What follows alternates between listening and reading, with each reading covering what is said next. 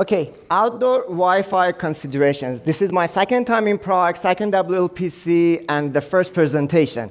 And I have to confess, it is way more scary when you stand here than what it looks like when you are over there. First, make it safe, then don't compromise the safety. So let's jump to the conclusion first. We don't want to end up something like that when we design something for a customer. In fact, we want something like this, clear, clean, and good. How we should know about that by EMC and what does it stand for? So electromagnetic compatibility is a big term. It's like a big umbrella. We're going to grab the umbrella, just narrow it down to what we want to know, not all of them, of course. So grounding between all of them is the most important and most underrated thing when we think of a network. And maybe sometimes we think of a rod into the ground or something like just the green wire in our plug. But in fact, if you want to keep it simple, first to keep us safe from every failure that might come and a return in our circuit. So every simple circuit, it needs a grounding. Even this car, it has a ground to have the return path. But sometimes we want to prevent that grounding because it might cause some problems to us. And this is the story behind these happy pigeons that they're not barbecued yet because they're not connected to the ground. So there is no return path for them. So just if we want to finish it here, grounding is for the safety of the human, our devices, and also protection from the lightning, from our devices which are outside. So first thing first, you are designing outdoor for a customer, and the customer will reach out to you and say, okay, is there any measurement for putting things outside? The first recommendation, okay, ask your electrical engineer to design the ground for you, and you have your ground, and then we're good with that. Why we need the ground? To prevent the surge. Any over voltage and the transient, like in millisecond, double or triple, quadruple of the tolerance level of input voltage of our system can be the surge.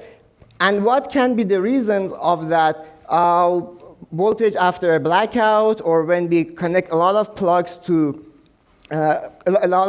plugs to one outlet, and also the lightning, again, our case. So let's Google surge arrestors. These are the things that we see. So these are not for us. Even if you ask ChatGPT, we can get all of these things.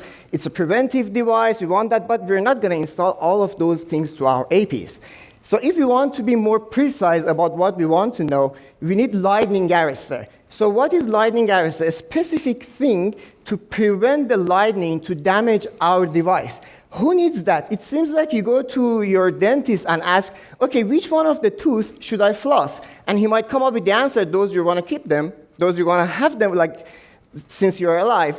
So we need that regardless of whatever we want to do. We need to put the device outside. We should have protection, but not these.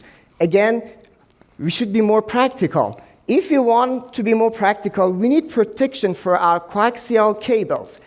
But still, I'm just mentioning the names. And if we come back to what I showed, so we have the ground, now it's time to think of those things. In fact, what it does for us, it has a passive element there. It doesn't do anything. It has a turn-on voltage. And when the turn-on voltage, like a lightning, it hits, it's on and it shunts down the voltage to the ground. But if you want to make a decision, the customer maybe doesn't care about all of those concepts behind that.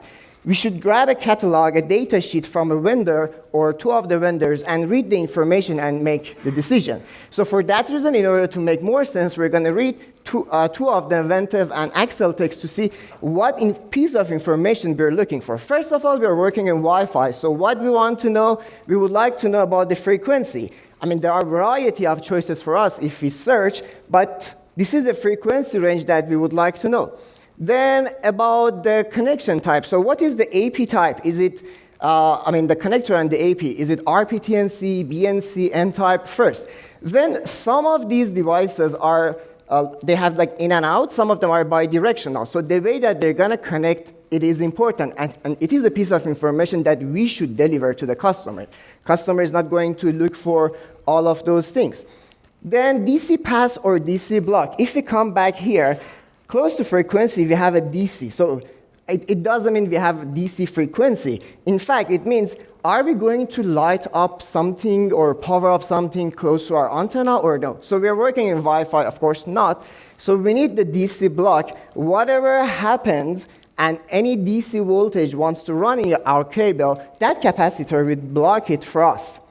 What else the technology? The one that your customer is highly likely end up buying that is the gas discharge tubes, because they are the most cost-effective and the most common thing in the market, and they can get it easily.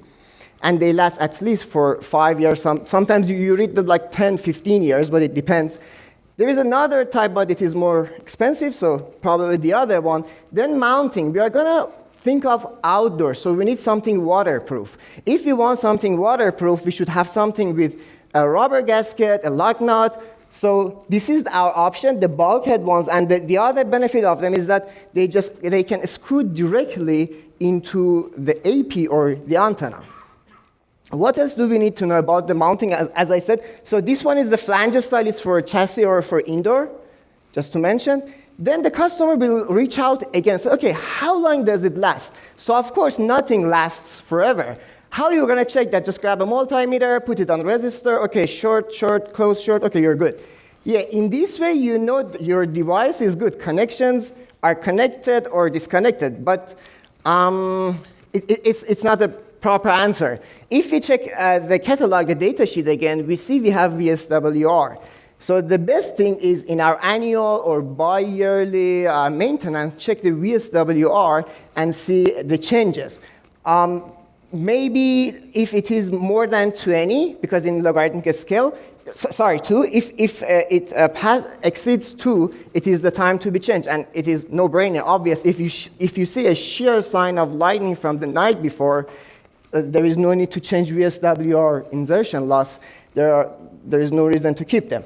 But it is always good to over-deliver your document. When you want to over-deliver, it is good to have some recommendations when you are giving your stuff to them. First, they are connecting in series communication. So when you want to connect them, they should be in series, not parallel. All of those things that I said, it's by considering the fact there is no hole, no kink in the cable, no rusty connection, and all of them are, like the connectors, are crimped really well. What else? We want to keep in this scenario, we want to keep our AP safe. So the closer to the antenna, the farther to the AP, the better is for us. Because if something happens, the strike hits, so we want it to be far from the AP. If something is going to happen, at least it happens to the antenna. What else? If we can come up with this scenario, it is better. First, the indoor APs are less expensive. Second, these are the active devices. So the active device is more vulnerable to the lightning than the passive devices, which is the surge arrestor and the antenna.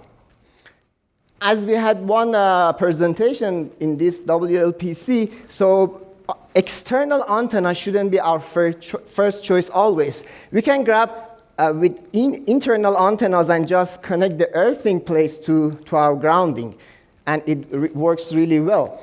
And the last but not least, if we can, we should recommend them to have a separated ground. Why? Look at the X, Y, Z points here.